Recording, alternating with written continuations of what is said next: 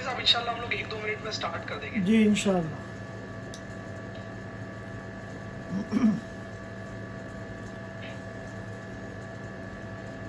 السلام علیکم ورحمۃ اللہ وبرکاتہ. وعلیکم السلام ورحمۃ اللہ. اللہ وبرکاتہ.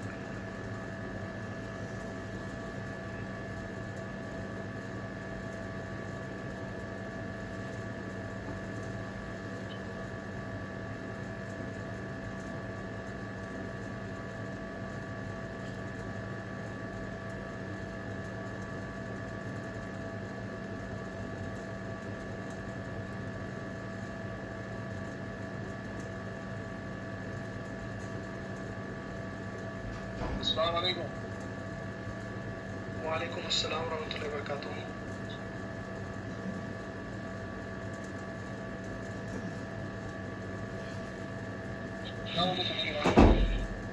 الحمدللہ الحمدللہ رب بھائی کیا حال خیریت سے؟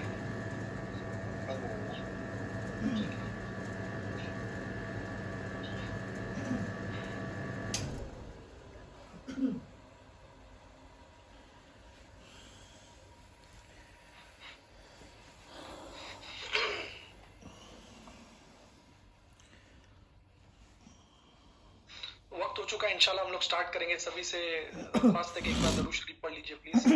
اللہم صلی علی محمد وعلی آل محمد کما صلیت علی ابراہیم وعلی آل ابراہیم انک حمید مجید. اللہم بارک علی محمد وعلی آل محمد کما بارکت علی ابراہیم وعلی آل ابراہیم انک حمید مجید. میں آپ لوگوں کو آج کے سیشن کا بریف دے دیتا ہوں. انشاءاللہ سیشن تلاوت قرآن سے ہوگا, وہ انشاءاللہ مفتی صاحب کریں گے, اور اس کے بعد انشاءاللہ مفتی صاحب حضرت عمر ابن خطاب کی زندگی کے بارے میں کچھ باتیں بتائیں گے ہم کو, اور اینڈ میں انشاءاللہ دعا کرا کے مفتی صاحب ہی سیشن کو اینڈ کریں گے. میں ریکویسٹ کروں گا مفتی صاحب سے کہ آگے سیشن کو ہمارے سٹارٹ کریں پلیز, اور سبھی سے ریکویسٹ ہے کہ پلیز اپنے اپنے مائکرو فونز کو میوٹ رکھیں. بسم اللہ الرحمن الرحیم. الحمد لله نحمده ونستعينه ونستغفره ونؤمن به ونتوكل عليه ونعوذ بالله من شرور أنفسنا ومن سيئات أعمالنا. من يهده الله فلا مضل له ومن يضلله فلا هادي له. ونشهد أن لا إله إلا الله وحده لا شريك له. ونشهد أن سيدنا وحبيبنا ومولانا محمدا عبده ورسوله صلى الله تعالى عليه وعلى آله وأصحابه وبارك وسلم تسليما كثيرا كثيرا. أما بعد فأعوذ بالله من الشيطان الرجيم. محمد رسول الله والذين معه أشداء على الكفار رحماء بينهم تراهم ركعا سجدا يبتغون فضلا من الله ورضوانا سيماهم في وجوههم من أثر السجود ذلك مثلهم في التوراة ومثلهم في الإنجيل مثل كزرع أخرج شطأه فآزره فاستغلظ فاستوى على سوقه يعجب الزراع ليغيظ بهم الكفار وعد الله الذين آمنوا وعملوا الصالحات منهم مغفرة وأجرا عظيما صدق اللہ العظیم۔ حضرات سامعین کرام، محرم الحرام کا مہینہ چل رہا ہے اور آپ حضرات کو یہ بات معلوم ہے کہ اس مہینے کی 10 تاریخ میں یعنی عاشوراء کے دن سن 61 ہجری میں نواسۂ رسول سیدنا حضرت حسین رضی اللہ تعالی عنہ کو سرزمین کربلا میں انتہائی ظالمانہ اور سفاکانہ طریقے سے شہید کیا گیا تھا، اور اسی محرم الحرام کے اوائل میں سن 23 ہجری میں امیر المؤمنین حضرت عمر بن خطاب رضی اللہ تعالی عنہ کو فجر کی نماز پڑھاتے ہوئے مسجد نبوی کے اندر انتہائی دردناک طریقے سے شہید کر دیا گیا تھا۔ میں نے آپ حضرات سے وعدہ کیا تھا کہ حضرت عمر رضی اللہ تعالی عنہ کے کچھ حالات زندگی بیان کروں گا، کیونکہ حضرت عمر رضی اللہ تعالی عنہ کی زندگی ایسی ہے، ایسا ان کی جو زندگی ہے وہ ایسا روشن باب ہے کہ جب بھی ہم اس کو سنتے ہیں یا پڑھتے ہیں تو ہمارا دل روشن ہوتا ہے، اور ان کے حالات زندگی سے ہمیں بہت کچھ سیکھنے کو ملتا ہے، ہماری بہت کچھ اصلاح ہوتی ہے اور ہماری آنکھیں کھلتی ہیں کہ کیا لوگ تھے جو راہ وفا سے گزر گئے، کیا لوگ تھے جو راہ وفا سے گزر گئے، جی چاہتا ہے نقش قدم چومتے چلے۔ حضرت عمر رضی اللہ تعالی عنہ خلیفہ ثانی ہیں، اور تمام انبیاء کے بعد اس کائنات میں جتنے انسان آئے ہیں اور جتنے انسان اس وقت موجود ہیں اور جتنے قیامت تک آئیں گے، ان تمام انسانوں میں انبیاء کے بعد جو سب سے افضل شخصیت ہے وہ حضرت صدیق اکبر رضی اللہ تعالی عنہ ہے، اور دوسرے نمبر پر حضرت عمر بن خطاب رضی اللہ تعالی عنہ ہے، اور تیسرے نمبر پر حضرت عثمان غنی رضی اللہ تعالی عنہ ہے، اور چوتھے نمبر پر حضرت علی رضی اللہ تعالی عنہ ہے۔ جس طرح تمام انبیاء اللہ کے نزدیک ایک درجے کے نہیں ہیں، بلکہ انبیاء کے مختلف درجات ہیں، جس کو قرآن نے بیان کیا تِلْكَ الرُّسُلُ فَضَّلْنَا بَعْضَهُمْ عَلَى بَعْضٍ۔ اسی طرح صحابہ کرام میں بھی درجات ہیں۔ تو تمام اہل سنت والجماعت کا متفقہ عقیدہ ہے کہ تمام انبیاء کے بعد سب سے افضل ابو بکر ہیں، پھر عمر ہیں، پھر عثمان ہیں، پھر علی ہیں۔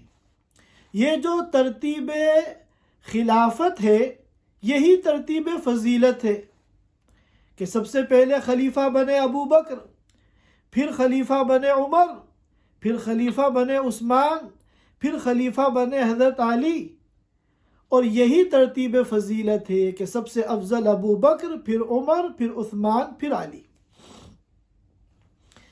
تو حضرت عمر رضی اللہ تعالی عنہ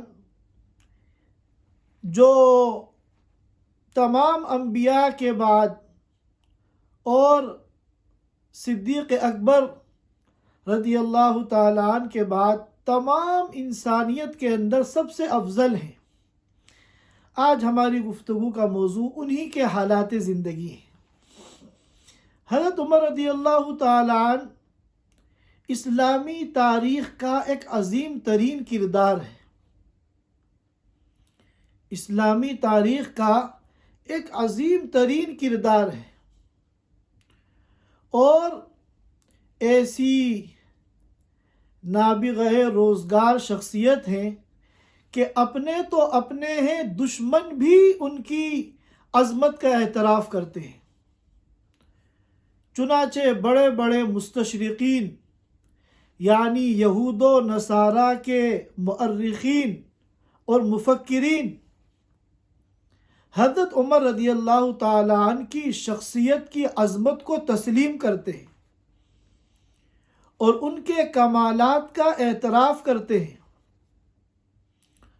اور بعض مفکرین نے اور مستشرقین نے یہ بات لکھی ہے کہ جس تیزی کے ساتھ عمر نے اسلامی سلطنت کو پھیلایا کہ چند سالوں میں خراسان اور آذربائیجان تک اسلام پھیل گیا اور اسلامی حکومت قائم ہو گئی۔ اگر یہ شخص 1 سال اور زندہ رہ جاتا تو پوری دنیا سے کفر و شرک کا خاتمہ ہو جاتا۔ یہ تو یہود و نصارہ کی باتیں ہیں۔ مشرکین میں ہمارے ہندوستان کے جو گاندھی جی ہیں، ان کا بھی مشہور جملہ ہے، وہ یہ کہتے ہیں کہ اگر میں کسی آئیڈیل شخصیت کا تذکرہ کروں گا تو میں مجبور ہوں عمر بن خطاب کا نام لینے پر۔ تو یہ ہے جسے کہتے ہیں الفضل ما شہدت بہ الاعداء، کہ اصل فضیلت تو وہ ہے کہ دشمن بھی ماننے پر مجبور ہو جائے۔ وہ شخصیت تھی حضرت عمر رضی اللہ تعالیٰ عنہ کی۔ بڑے جری تھے، بڑے بے باک تھے، بڑے رعب، جلال اور ہیبت والے تھے۔ دنیا کی بڑی بڑی طاقتیں عمر بن خطاب کے نام سے تھر تھراتی تھی، اور شیاطین الانس کو، انسانوں کے جو اہل باطل ہیں، وہ تو کانپتے ہی تھے عمر بن خطاب کے نام سے۔ جو شیاطین الجن ہیں، حقیقی شیطان ہیں، وہ بھی عمر بن خطاب کے جلال، ان کا رعب، ان کی ہیبت، ان کا دبدبہ کے آگے اتنا ڈر اور خوف محسوس کرتے تھے کہ ایک موقع پر اللہ کے رسول صلی اللہ علیہ وسلم نے فرمایا کہ جس راستے سے عمر گزرتے ہیں، اگر اس راستے سے شیطان آ رہا ہوتا ہے تو وہ اپنا راستہ بدل دیتا ہے۔ اللہ نے وہ رعب اور وہ جلال ان کو عطا فرمایا تھا۔ مگر اس کے ساتھ ساتھ اگر عمر بن خطاب کی آپ تواضع کو پڑھیں گے، آپ حیران رہ جائیں گے۔ اس شخص کی آپ سادگی کو دیکھیں گے تو آپ حیران رہ جائیں گے۔ اس شخص کا جیسا ظاہر تھا، اس سے زیادہ اچھا اس کا باطن تھا۔ ان کا نام تو عمر ہے، اور چونکہ خطاب کے بیٹے ہیں اس لیے بن خطاب ان کی کنیت ہے، اور فاروق یہ اللہ کے رسول کا دیا ہوا ان کو لقب ہے۔ فاروق کا مطلب الذی یفرق بین الحق والباطل، جو حق اور باطل کے درمیان دودھ کا دودھ اور پانی کا پانی کر دے، وہ فاروق ہے۔ اور یہ لقب حضرت عمر بن خطاب رضی اللہ تعالیٰ عنہ کو اللہ کے رسول صلی اللہ علیہ وسلم نے دیا۔ چنانچہ ہم کبھی حضرت عمر کہتے ہیں، کبھی عمر بن خطاب کہتے ہیں، کبھی فاروق اعظم کہتے ہیں۔ یہ سب ایک ہی شخصیت کے مختلف نام ہیں۔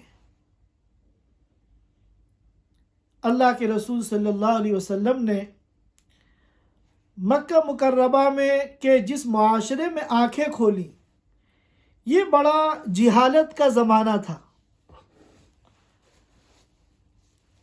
اور جاہلیت اہل مکہ کے ایک ایک عمل اور روایت سے مترشح ہوتی تھی۔ اس جاہلیت کے دور میں بھی پورے مکے کے اندر پڑھے لکھے لوگ جن کو لکھنا اور پڑھنا آتا تھا وہ گنے چنے تھے، اور ان چند لوگوں میں حضرت عمر بن خطاب رضی اللہ تعالی عنہ بھی تھے۔ ان کو بھی لکھنا اور پڑھنا آتا تھا۔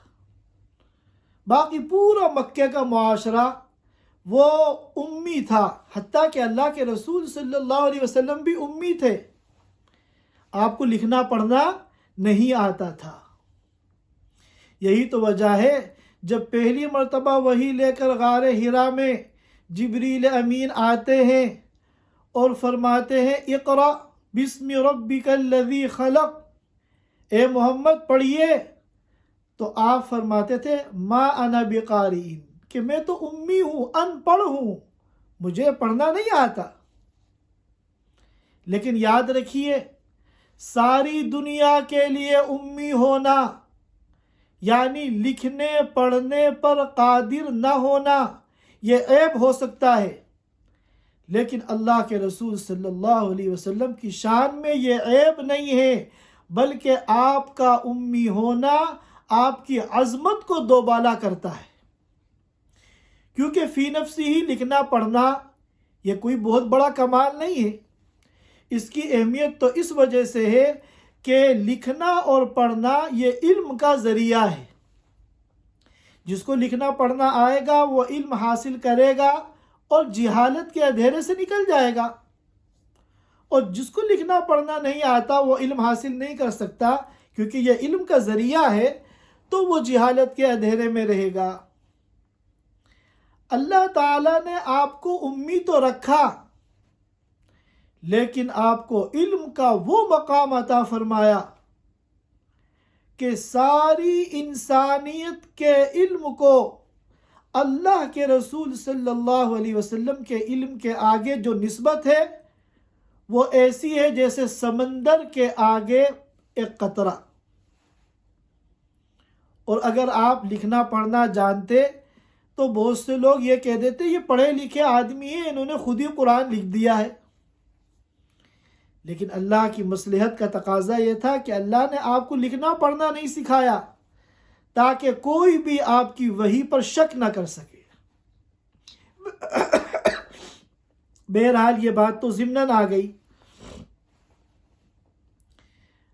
اللہ کے رسول صلی اللہ علیہ وسلم سے ایک مرتبہ پوچھا گیا کہ آپ کو سب سے زیادہ محبت کس سے ہے؟ تو آپ نے فرمایا کہ عائشہ، ام المومنین حضرت عائشہ رضی اللہ تعالی عنہ سے۔ تو سوال کرنے والے نے پوچھا نہیں مردوں میں کس سے محبت ہے؟ تو آپ صلی اللہ علیہ وسلم نے فرمایا کہ ابو بکر سے۔ پھر پوچھا کہ ان کے بعد کس سے ہے؟ تو آپ صلی اللہ علیہ وسلم نے فرمایا کہ عمر بن خطاب سے۔ حضرت عمر رضی اللہ تعالیٰ عنہ پورے قرآن کے حافظ تھے۔ جس دن سے اسلام میں داخل ہوئے انہوں نے قرآن حفظ شروع کیا، اور اللہ کے رسول صلی اللہ علیہ وسلم کے انتقال پرملال تک انہوں نے اپنے حفظ کو مکمل کر لیا۔ جو آیتیں نازل ہوتی رہیں وہ ان کو حفظ کرتے رہے، یہاں تک کہ جب آپ صلی اللہ علیہ وسلم کے اس دنیا سے جانے کا وقت آیا تو عمر بن خطاب پورے قرآن کے حافظ ہو چکے تھے۔ اسی طرح حضرت عمر بن خطاب نے تمام غزوات کے اندر شرکت کی، یعنی وہ تمام جنگیں جن میں حضور پاک صلی اللہ علیہ وسلم بنفس نفیس شریک ہوئے۔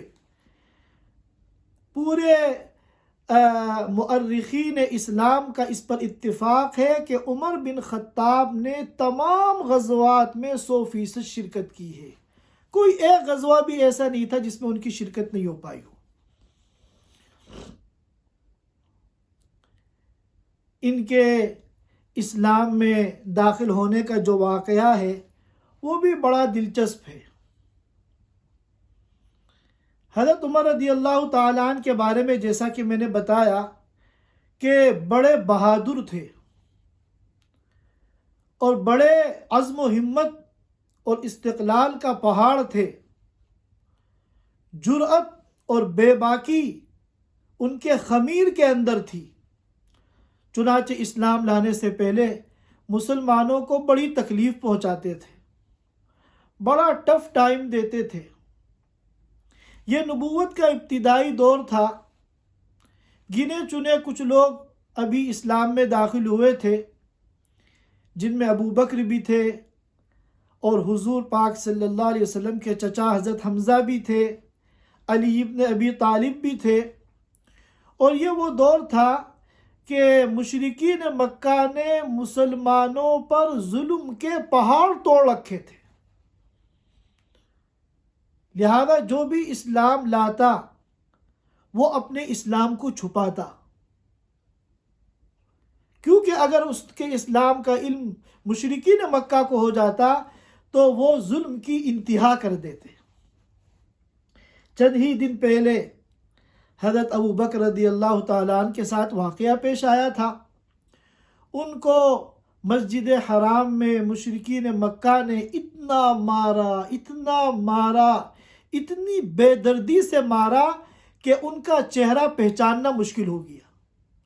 آنکھ اور ناک اور منہ ان میں فرق کرنا مشکل ہو گیا اور پورا چہرہ لہو لہان ہو گیا. آپ صلی اللہ علیہ وسلم مسلمانوں کی یہ تکلیف دیکھ کر بہت روتے تھے، بڑے غمگین رہتے تھے. ایک دن آپ صلی اللہ علیہ وسلم نے اللہ تعالیٰ سے دعا کی کہ اے اللہ، ابو جہل اور عمر بن خطاب، ان دونوں میں سے جو آپ کو زیادہ محبوب ہو، آپ اس کو ہدایت عطا فرما کر اسلام کو قوت عطا فرما. کیونکہ پورے مکہ کے اندر جو بڑے بڑے طاقتور سردار تھے، جن کا ایک رعب اور دبدبہ تھا، ان میں ابو جہل بھی تھا اور عمر بن خطاب تھے. تو آپ نے یہ دعا کی کہ ان دونوں میں سے اگر کوئی اسلام میں داخل ہو جائے گا تو پھر ہماری مشکلات کچھ آسان ہو جائیں گی. اور یہ ڈر خوف کا جو ایک ماحول ہے کہ ایمان والے اولاً تو اپنا ایمان چھپاتے ہیں، اور جب ایمان ظاہر ہو جائے تو خود چھپتے پھرتے ہیں، اور اس کے باوجود اگر ان کے ہاتھ لگ جائے تو ظلم کا نشانہ بنتے ہیں. تو یہ دعا کی کہ اللہ، ابو جہل اور عمر بن خطاب، ان دونوں میں سے جو آپ کو زیادہ پسند ہو، آپ اس کو ہدایت دے کر اسلام کو قوت اور عزت عطا فرما. آپ نے یہ دعا کی. ادھر تو یہ دعا زبان نبوت سے نکل رہی ہے اور بارگاہ الہی میں پیش ہو رہی ہے. ادھر کیا ہو رہا ہے؟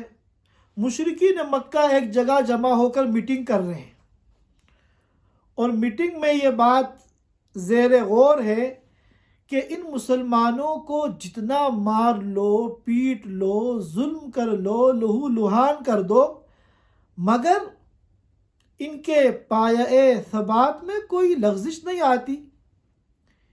یہ اپنے ایمان کے اتنے مضبوط ہیں، اتنے پکے ہیں، ان کی صحت پہ کوئی اثر ہی نہیں پڑتا. تو آخر ایسی کیا تدبیر کی جائے کہ نعوذ باللہ یہ فتنہ جو ہے آگے بڑھنے کے بجائے ختم ہو جائے. اس مجلس میں عمر بن خطاب بھی موجود ہیں. عمر بن خطاب وہی رائے دیتے ہیں جو ان کی پرسنالٹی سے میل کھاتی ہے. وہ یہ کہتے ہیں کہ اس کا واحد حل یہ ہے کہ نعوذ باللہ محمد کو قتل کر دیا جائے. محمد کو قتل کر دو، سارے مسائل حل ہو جائیں گے، ساری جو پرابلمز ہیں وہ سولو ہو جائیں گی.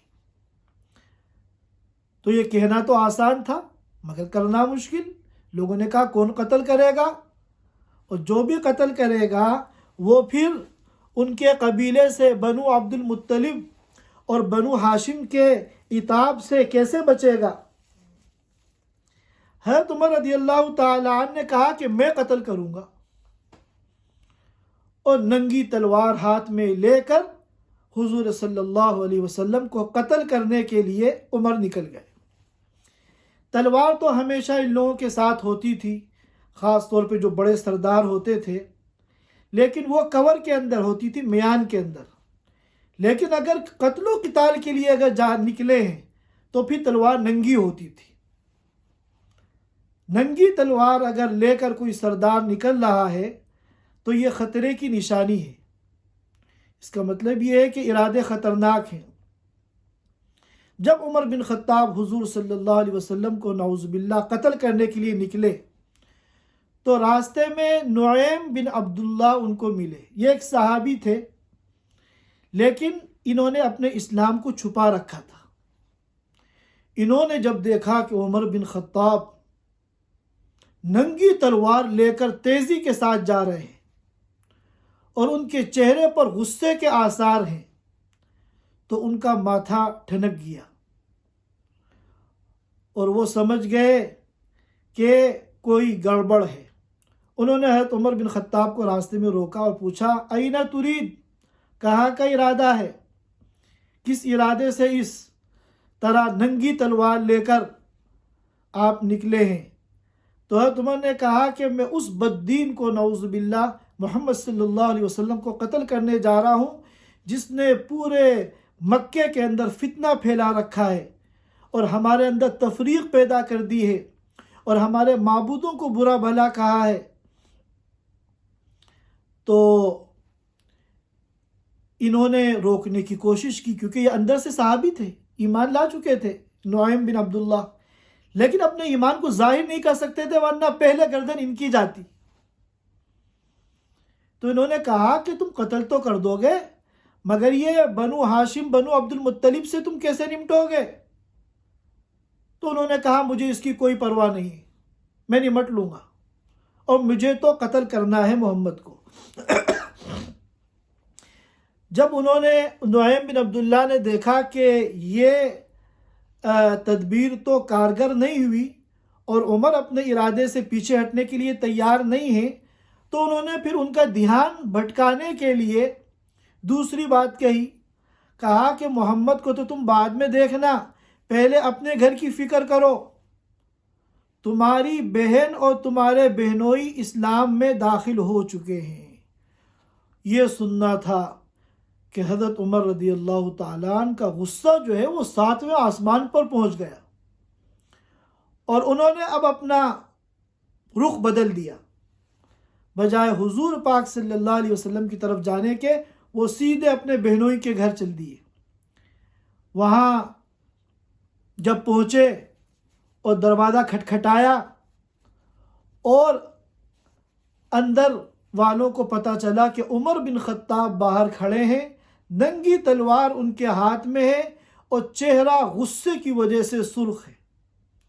گھر کے اندر ان کے بہنوئی سعید بن زید رضی اللہ تعالیٰ عنہ جو عشرہ مبشرہ میں سے ہیں، اور ان کی بہن، یہ دونوں حضرت خباب رضی اللہ تعالیٰ عنہ سے قرآن پڑھ رہے تھے۔ حضرت خباب کو تو جیسے ہی پتہ چلا وہ تو چھپ گئے، لیکن حضرت عمر رضی اللہ تعالیٰ نے اندر داخل ہونے کے بعد پوچھا کہ تم لوگ کیا پڑھ رہے تھے؟ یہ باہر آواز کیسی آ رہی تھی؟ تو انہوں نے کہا نہیں، کوئی ایسی چیز نہیں ہے، ہم تو آپس میں باتیں کر رہے تھے۔ اور قرآن کا نسخہ جو جلدی میں باہر کھلا رہ گیا تھا، فوراً جو ہے انہوں نے، حضرت عمر کی ہمشیرہ نے، بہن نے، اس کو چھپا لیا۔ حضرت عمر رضی اللہ تعالیٰ عنہ نے کہا مجھے سب پتہ ہے، تم لوگ بددین ہو چکے ہو۔ اور پھر انہوں نے جو ہے اپنے بہنوئی سعید بن زید کو مارنا شروع کیا اور ان کو اٹھا کے زمین پہ پٹخا اور پٹک کر ان کے سینے کے اوپر بیٹھ گئے۔ ان کی بہن نے آ کے بچانا چاہا تو حضرت عمر نے ایسا زور کا چانٹا ان کے منہ پہ مارا کہ ان کے چہرے سے خون نکلنے لگا، اور ان کی بہن کا چہرہ جو ہے خونم خون ہو گیا۔ اور پھر کہا کہ حضرت عمر کی بہن نے کیا اس وجہ سے کہ ہم ایک اللہ کو ماننے والے ہیں کیا تم ہمیں جان سے مار دو گے؟ اب حضرت عمر رضی اللہ تعالیٰ عنہ نے جب صورتحال پہ غور کیا کہ بہنوئی کے سینے کے اوپر وہ چڑھ کر بیٹھے ہوئے ہیں اور بہن کا چہرے سے خون بہہ رہا ہے تو ان کا دل نرم ہوا. انہوں نے کہا کہ اچھا لاؤ وہ کلام کہاں ہے جو تم لوگ پڑھ رہے تھے؟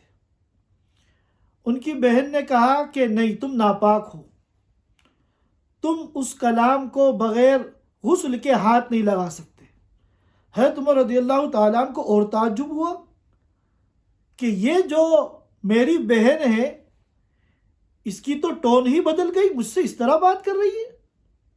لیکن انہوں نے کہہ دیا لا یمسہ الا المطہرون، بغیر پاکی کے تم اس کو ہاتھ نہیں لگا سکتے اور تم ناپاک ہو، نجس ہو. مجبوراً حضرت عمر رضی اللہ تعالیٰ عنہ اٹھے، بہنوئی کو چھوڑا اور انہوں نے غسل کیا اور غسل کر کے کہا لاؤ مجھے وہ کلام دکھاؤ. انہوں نے جو قرآن، ظاہر ہے کہ پورا قرآن تو اس وقت تک نازل نہیں ہوا تھا، جتنی بھی آیتیں تھیں انہوں نے اس کو اٹھایا تو سامنے سورہ طٰہٰ کھلی ہوئی تھی.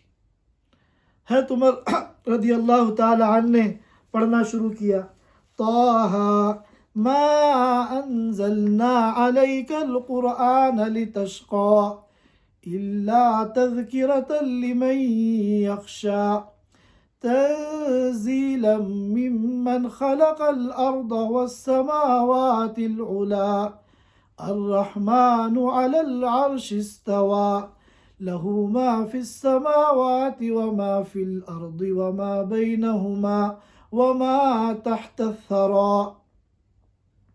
کچھ آیتیں پڑھنے کے بعد قرآن کی عظمت نے ان کے دل میں اتر کر عمر بن خطاب کے دل کو تہو بالا کر دیا. تو انہوں نے کچھ آیتیں پڑھنے کے بعد کہا کہ کیا یہی وہ کلام ہے جس سے قریش بھاگ رہے ہیں؟ یہ کوئی بھاگنے کی چیز ہے؟ اور پھر جب مزید آیتیں پڑھی انی انا اللہ لا الہ الا انا فاعبدنی، تو عمر بن خطاب نے کہا واقعتاً اس کلام کا، یہ جس ذات کا کلام ہے وہ مستحق ہے کہ اس کے علاوہ کی عبادت نہ کی جائے. اور پھر کہا کہ بتاؤ محمد کہاں ہے، مجھے ان سے ملنا ہے.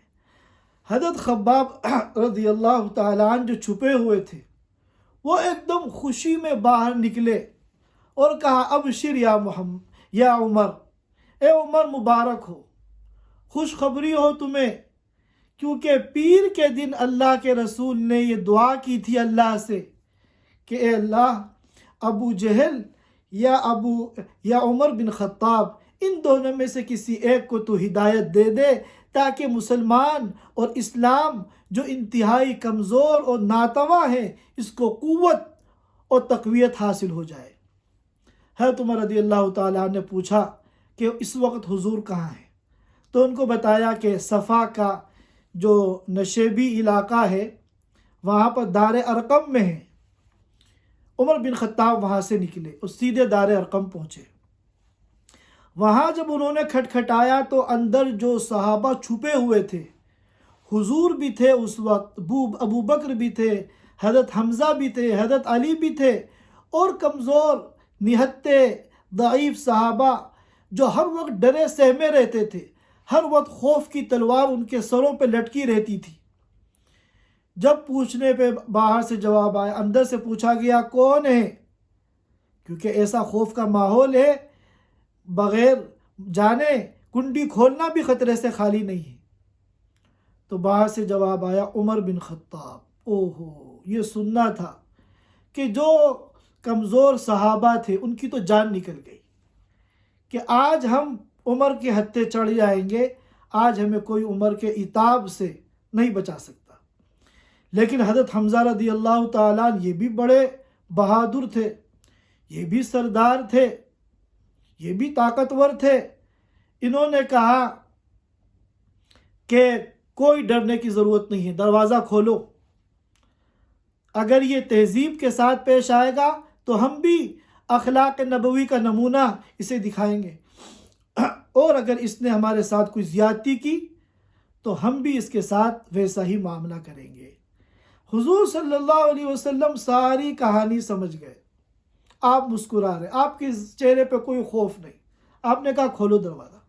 دروازہ جب کھولا تو چونکہ ڈر تھا، ایک تو عمر بن خطاب اور دوسرے ننگی تلوار، تو ان کا ایک بازو ادھر سے حضرت حمزہ نے پکڑا اور دوسرا بازو ایک اور شخص نے پکڑا تاکہ کہیں یہ اپنی تلوار چلا نہ دیں اور حضور کو دیگر صحابہ کو کوئی نقصان نہ پہنچا دیں، اور اس طرح پکڑ کر حضور کے پاس لائے۔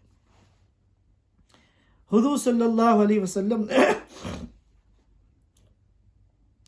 ان کے کرتے کا دامن پکڑ کر، دونوں دامن کی جو بیچ کی جگہ ہوتی ہے جہاں ہم لوگ جیب لگاتے ہیں، اس جگہ پکڑ کے جھٹکا دیا اور کہا عمر بتاؤ کس ارادے سے چلے تھے اور کس ارادے سے آئے ہو۔ حضرت عمر رضی اللہ تعالی عنہ نے اپنا ارادہ بتایا کہ میں اللہ پر اور اس کے رسول پر ایمان لانے کے لیے آیا ہوں۔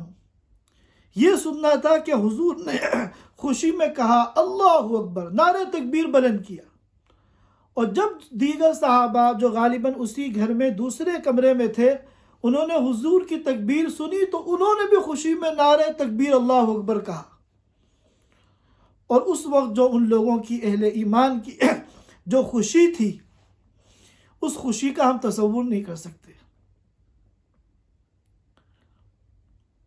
حضرت عمر رضی اللہ تعالیٰ عنہ نے اسلام میں داخل ہونے کے بعد کہا حضور اب چھپنے کی کوئی ضرورت نہیں ہے، اب ڈرنے کی کوئی ضرورت نہیں ہے، ہم علل اعلان اب اسلام کی دعوت دیں گے، کسی کی ہمت ہے تو ہمیں ہاتھ لگا کے دکھائے۔ اور پھر فرمایا کہ جب ہم اہل حق ہیں، جب ہم حق پر ہیں تو ہمیں ڈرنے کی کوئی ضرورت نہیں ہے۔ چنانچہ کہا کہ چلو اب یہاں سے نکلو، اور ہم سیدھے مسجد حرام چلتے ہیں۔ صحابہ کے دلوں میں اور خود حضور کے دل میں ہمیشہ یہ خواہش ہوتی تھی کہ مسجد حرام میں جا کے نماز پڑھیں اور بیت اللہ کی زیارت کریں، مگر ہمت نہیں ہوتی تھی، جا نہیں سکتے تھے۔ حضرت عمر نے کہا کہ ہم لوگ اب علل اعلان اسلام کی دعوت دیں گے۔ چنانچہ جتنے بھی لوگ تھے یہ وہاں سے نکلے مسجد حرام کے لیے، دو صف میں، ایک صف میں حضرت عمر رضی اللہ تعالیٰ عنہ تھے اور دوسری صف میں حضرت حمزہ رضی اللہ تعالیٰ عنہ تھے، اور سیدھے مسجد حرام گئے اور وہاں جا کے انہوں نے اعلان کیا کہ میں اسلام کے اندر داخل ہو چکا ہوں، اب اگر کسی مائی کا لال کے اندر ہمت ہے تو ہمیں ہاتھ لگا کے دکھائے۔ اور پھر حضرت عمر رضی اللہ تعالیٰ جتنے بھی ایمان والے تھے وہ اپنے ایمان کو چھپاتے تھے اور ڈرتے تھے کہ لوگوں کو پتہ نہ چل جائے میں مسلمان ہو گیا ہوں۔ حضرت عمر رضی اللہ تعالیٰ نے اپنے بیٹے عبداللہ ابن عمر سے کہا کہ اس وقت مکے کا میڈیا کون ہے؟ یہ میڈیا میں اپنی آج کی زبان میں کہہ رہا ہوں، یعنی خبر کو تیزی کے ساتھ پورے شہر میں پھیلانے والا کون ہے؟ تو انہوں نے جمیل نام کے ایک شخص کا نام لیا کہ وہ جو ہے خبریں سب سے تیزی کے ساتھ پھیلاتا ہے۔ حضرت عمر رضی اللہ تعالیٰ عنہ اس کے پاس گئے اور کہا کہ میں اسلام میں داخل ہو چکا ہوں۔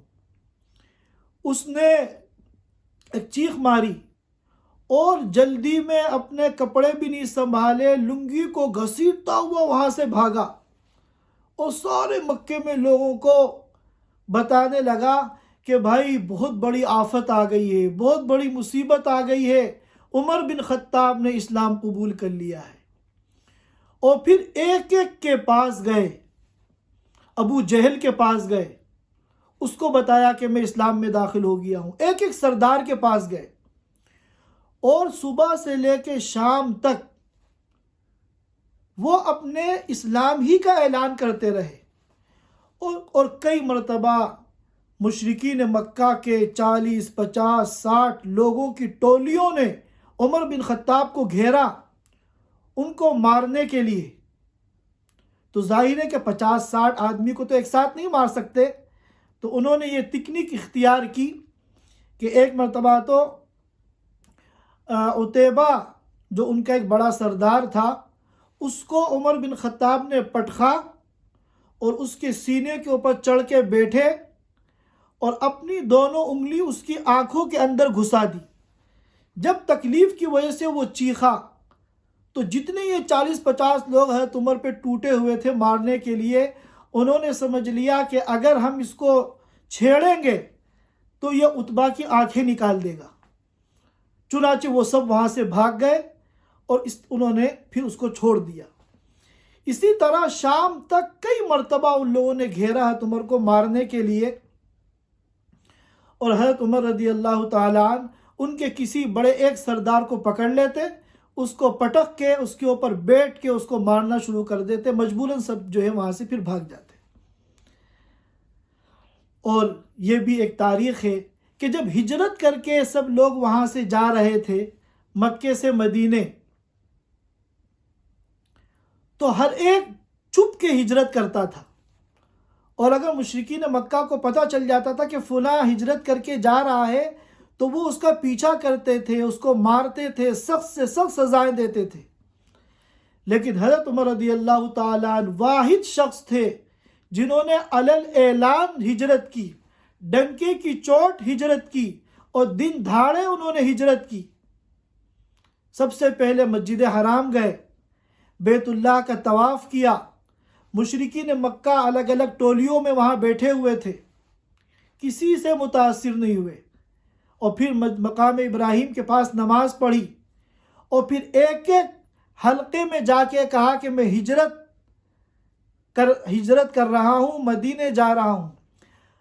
اگر تم میں سے کوئی یہ چاہتا ہے کہ اس کی ماں اس پر روئے اور اس کی اولاد یتیم ہو جائے اور اس کی بیوی جو ہے بیوہ ہو جائے تو آئے وہ مجھے روک کے دکھائے۔ مورخین کہتے ہیں کہ اتنا بڑا مجمع، کسی ایک کی ہمت نہیں ہوئی کہ عمر بن خطاب کو جو ہے وہ روک سکے۔ یہ وقت جو ہے کافی ہو چکا ہے، اور ابھی تو ان کے حالات زندگی شروع ہوئے ہیں، اور انشاءاللہ مزید ان کی حالات زندگی پر ہم انشاءاللہ گفتگو کریں گے۔ آج ہم اسی پر اپنی بات کو موقوف کرتے ہیں، اور انشاءاللہ اگلے جمعے کے اندر حضرت عمر بن خطاب رضی اللہ تعالیٰ عنہ کے حالات کو مکمل کریں گے۔ خاص طور پر ان کی جو شہادت کا واقعہ ہے وہ بھی انتہائی دردناک، المناک اور افسوسناک واقعہ ہے، اس کو بھی ہم تفصیل سے بیان کریں گے۔ اللہ تعالی ہم سب کو ان حضرات کی شخصیت کو سامنے رکھ کر زندگی گزارنے کی توفیق عطا فرمائے۔ وآخر دعوانا الحمدللہ رب العالمین۔ جزاک اللہ خیر مفتی صاحب۔ مفتی صاحب دعا بھی کرا دیں گے پلیز۔